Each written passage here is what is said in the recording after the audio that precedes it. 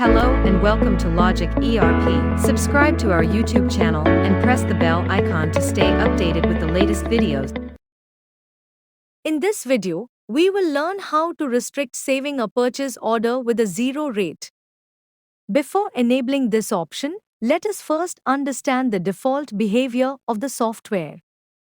Start by creating a new purchase order entry and add items with a zero rate.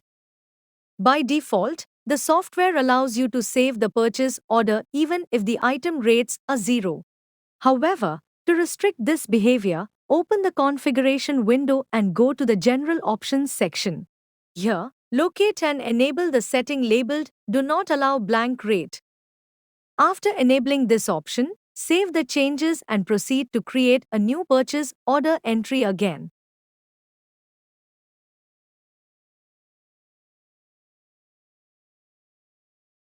When you try to enter an item with a zero rate, the software will restrict this action and display an error message indicating that the rate entry is mandatory.